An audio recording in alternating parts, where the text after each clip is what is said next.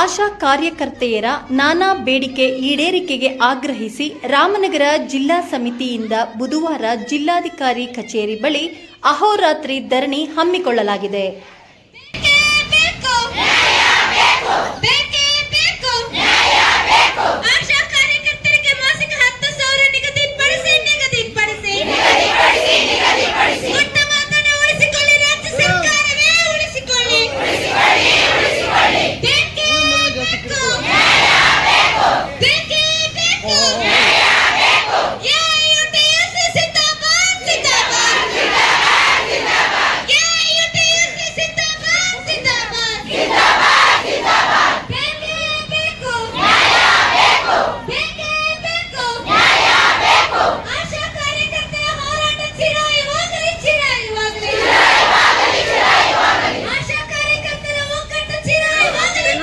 ಜಿಲ್ಲೆಯಿಂದ ಮಾತಾಡ್ತಿದ್ದೀವಿ. ನಾವು ಆಶಾ ಕಾರ್ಯಕರ್ತೆಯರು ಒಗ್ಗಟ್ಟಾಗಿ ಇವಾಗ ಧರಣಿ ಕೂತೀವಿ. ನಿನ್ನೆಯಿಂದ 12ನೇ ತಾರೀಕಿನಿಂದ ನಮಗೆ ಜನವರಿಲಿ 10,000 ವೇತನ ನಿಗದಿ ಮಾಡ್ತೀವಿ ಅಂತ ಹೇಳ್ಬಿಟ್ಟು ನಮಗೆ 10,000 ಕೊಟ್ಟಿಲ್ಲ.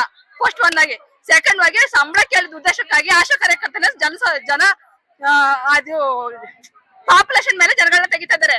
ಹಳ್ಳಿ ಚಿಕ್ಕ ನಾವು ಆಶಾ ವರ್ಕರಾಗಿ ಕೆಲಸ ತಗೊಂಡಾಗ ನಮ್ಮ ಪಾಪ್ಯುಲೇಷನ್ ತಗೊಂಡು 1,000 ಜನಕ್ಕೆ ಆಶಾ ಕಾರ್ಯಕರ್ತರು ತಾಯಿ ಮರಣ ಮತ್ತೆ ಶಿಶು ಮರಣಕ್ಕಾಗಿ ಆಯ್ಕೆ ಮಾಡ್ಕೊತಾ ಇದ್ದೀನಿ. ಆಯ್ಕೆ ಮಾಡ್ಕೊಬಿಟ್ಟು ಚಿಕ್ಕ ಊರಿದ್ದವ್ರಿಗೂ ಒಬ್ಬೊಬ್ರು ಆಶೀರ್ವಾದ ಕೊಟ್ಟಿದ್ರು. ಆಗ 1,000 ಜನನೇ ಬೇಕು ಅಂತ ಹೇಳಿರಲಿಲ್ಲ. ಕಡಿಮೆ ಇದ್ದವ್ರನ್ನ ತಗೋಬಿಟ್ಟು ಇವತ್ತು ಕಡಿಮೆ ಇದ್ದವ್ರನ್ನ 500, 600, 700, 800 ಜನಸಂಖ್ಯೆಯನ್ನ ತೆಗಿತಾ ಇದ್ದಾರೆ. ಸಂಬಳ ಕೇಳೋ ಉದ್ದೇಶಕ್ಕೆ ಸರ್ಕಾರ ಸಂಬಳ ಯಾವಾಗ ಕೇಳಿದ್ವಿ ಆ ಉದ್ದೇಶಕ್ಕೋಸ್ಕರ ಎಲ್ಲ ತೆಗಿತಾ ಇದ್ದಾರೆ. ನಾವು 15 ವರ್ಷದಿಂದ ಕೆಲಸ ಮಾಡ್ಬಿಟ್ಟು ಎಲ್ಲ ಬೇಕು. 2015 ಇಸ್ವಿಯಿಂದ 2025 ಇಸ್ವಿವರೆಗೂ ಕೆಲಸ ಮಾಡ್ತಾ ಇದೀವಿ. ಇನ್ನೂ ಕೆಲಸ ಮಾಡ್ತಾನೆ ಇದೀವಿ.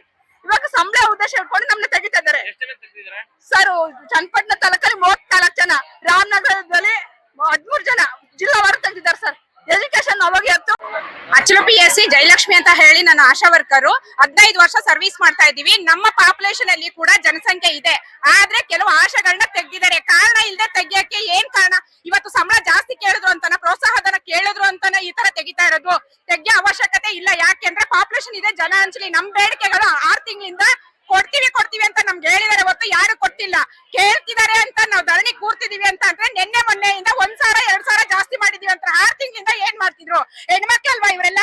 ಯಾಕೆ ಹೆಣ್ಮಕ್ಳು ಮನೇಲಿ ಹೊರಗಡೆ ಕೆಲಸ ಮಾಡುವಂತವ್ರು ಇವತ್ತು ಮಳೆಯಲ್ಲಿ ನೆನೆಯುವಂತ ಕೆಲಸ ಏನಕ್ಕೆ ಮಾಡಿದ್ದಾರೆ?